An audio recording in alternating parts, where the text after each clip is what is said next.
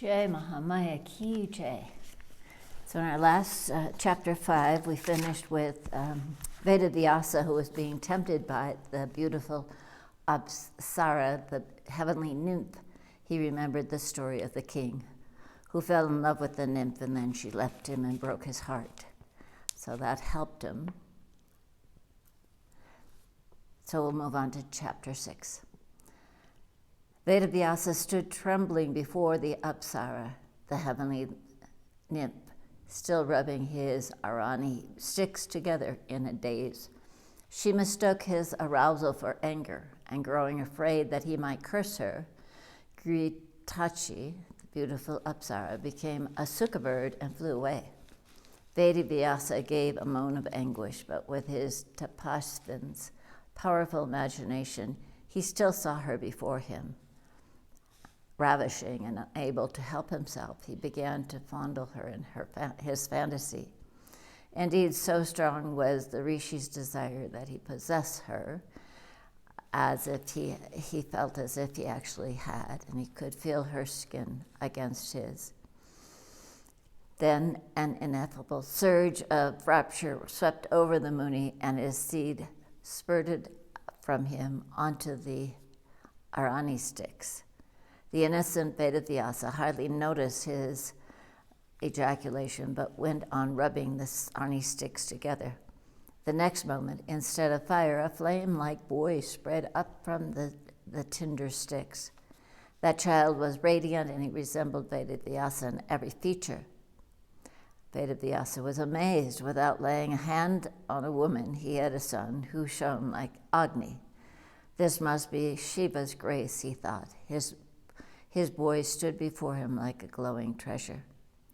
Munis, it is told that Ganga herself flowed into that ashram, and Vedavyasa performed his lustrous son's first ablutions with her sacred water. It is told that Gandharvas sang in the heavens and Apsaras danced when the precious Sukha was born. The Devas chanted the Vedas at his birth, and in a few moments that child was a beautiful youth, his bright hair down to his shoulders, and a Brahmana's danda and a kamandalu floated down to him. Vedavyasa performed his thread ceremony, and all the Vedas and Puranas revealed themselves to the wind-clad youth and remained with him as they did with his father.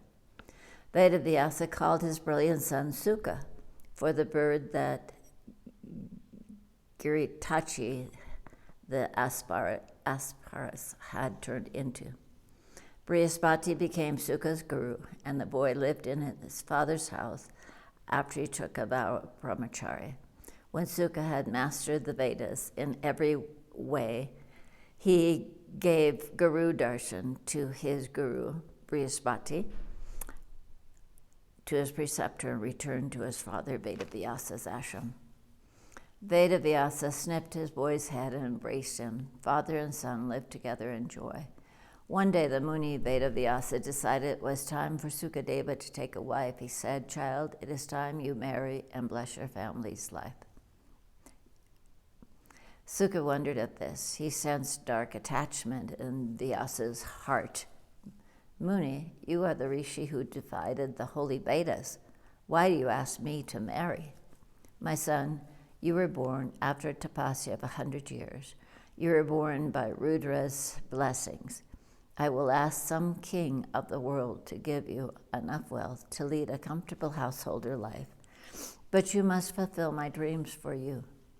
Sukha said anxiously, "Father, there is no joy in the world that is not tainted with sorrow, and most of all in family life.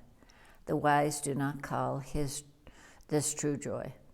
Muni, if I marry, my wife will certainly dominate me. How can such a man be happy? A man cast into prison can hope to be freed someday, but a man bound with a wife and children shall be a prisoner all his life. The human body is a despicable thing, whether it be a man's or a woman's. The mating of such bodies can only be an act of hell. I wasn't born of a woman. Father, how can I hope to find happiness in a woman's arms?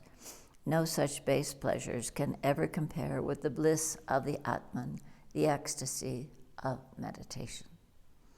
When I first read the Vedas, it struck me that the karma marga they advocate is a way of himsa, or of violence.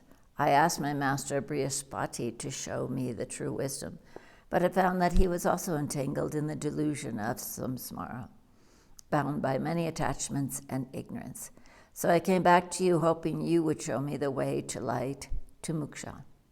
There is no real joy anywhere in the world of samsara, but only in the Atman. Men who took to find satisfaction in this world are like worms that copulate in the midst of excrement. Great scholars of the Vedas and the Shastras are the most deluded of all, none so stupid as these bookish hypocrites who, for all their learning, are more attached to the world than anyone else. The home is called griha because it binds a man so finely. It is the darkest prison. What joy can one hope to find in such a place? I'm afraid, my father, to marry. Vyasa replied, the home is no prison, and the householders whose mind is unattached can always find moksha. Indeed, the householder supports the rest of the world. There is no ashrams, no stage of life as noble as the grihasthas. How else would the greatest of the great, like Brahmanu Vishishta, marry? Moreover, every stage in life is transitory, and a man may leave any one of them whenever he chooses. Sukha, my son, set aside this needless anxiety and marry. Father, sons, as bright as yourself, who will spread the Dharma through the world. When old age comes to you, you can renounce your family and become a sannyasin. The wise who know insist that the young man who does not take a wife is maddened by his desires. Only when the desires begin to fade with satiety and age should a man think of taking a hermitage. Just think of Vishvamitra. He sat in tapasya for 3,000 years and glowed like fire, but he carried unfulfilled desires within him, and when he saw the Apsara Menika, he fell prey to her charms. Desire is so powerful that not the greatest man can resist her in her season. My father, the Rishi Parasara, could not help himself when he saw the fisherman's daughter, my mother. He lay with her on an island in the river. Why, Brahma himself was ravished when he saw his daughter, Sandhya, within the golden lotus. When your time comes, you will also succumb. I beg you, Sukha, marry a wife from a good family. This is the true path. But Sukha was not convinced. Marriage is a leash. It binds a man like a dog, and he can never escape. To marry is to plunge oneself into a sea of anguish. Marriage is the root of greed for wealth, from which a man will harm even his own blood. Even Indra, lord of the worlds, is not as happy as a beggar who owns nothing except his freedom. Who is happy then? What can I say about this world's agonies? There is anguish at birth, anguish in sickness, and in death. But the cares of family life are worse than all these. Women, father, are like leeches that suck a man's blood. But men are fools to let themselves be deceived by a woman's appearance. A wife is like a thief you keep in your own house. She steals your wealth with soft words and your very strength. Yet men become entangled with women as a lamb with a butcher. No woman ever gave a man any pleasure, only every misery one can imagine. So, Father, don't tell me to marry, but rather teach me the way to the bliss of the Atman. When Vedavyasa heard what Sukha said, tears streamed down his austere face, and he began to tremble as if he ran a fever. His son said, Maya deludes even the great Vedavyasa, the divider of the Vedas, the composer of the profound Puranas. You worship her for 100 years, and she has you firmly in her coils now. why Maya holds Brahma, Vishnu, and Shiva all in her power, and the entire universe. But in truth, there is no father or son. All this is illusion. Tell me, Vedavyasa Muni, how I can find moksha for myself. His father murmured, you had best study the Srimad Devi Bhagavatam. Once at the end of the Kalpa, when the universe divided, Vishnu lay on the ocean of eternity as a small child. He lay on a floating peepal leaf and wondered, who had created me, a child? Who am I? A voice spoke to him from the sky. All that I see is myself. Only I am eternal. The child wondered who spoke. Vishnu, the child, began to chant the mantra the voice had spoken. All that I see is myself. Only I am eternal. Suddenly the Devi Bhagavati appeared before him as Mahalakshmi. Vishnu was astonished to see the exquisite goddess standing in the water at his side. He saw her Shaktis around her. Rati, Bhuti, Buddhi, Mati, Kirti, Smirti, Driti, Shraddha, Meda, Swada, Swaha.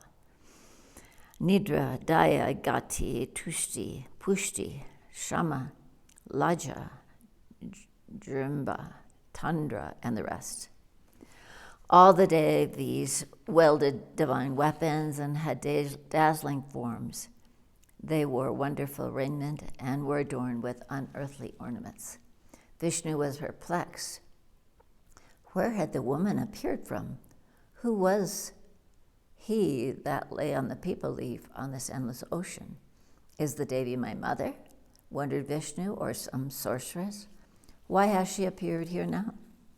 Lakshmi Devi smiled at the infant Vishnu and said, have you forgotten me, my lord? But there have been countless pralayas before this one, and countless times you have lain exactly thus on the leaf, and I appeared as I am now before you. You have forgotten. When you and I are one, Brahma will be born again from the lotus that grows from your navel. He will sit in Dhyan for 1,000 lotus counts of years and then begin to create. First he will emit the 3 realms, Swarga, Bhumi, and Patala. Then he will make the 5 elements and the universe from them. You, Vishnu, will preserve the universe. Then Shiva will leap from Brahma's brow howling. After a fervid tapasya, Shiva is given the Samhara Shakti, with which he destroys the universe when another kalpa ends. I have come so we can begin the new kalpa. Take me unto yourself to be your Vaishnavi Shakti. Vishnu said, beautiful one, who spoke the mantra I heard earlier? I am obsessed with this need to know, even as a poor man is with wealth. Lakshmi Devi answered him, it was the Adi Shakti, the cause of causes, that spoke to you. The mother must be pleased with you that she taught you the mantra that is the seed of the Puranas. Cherish that mantra always in your heart, like your very life.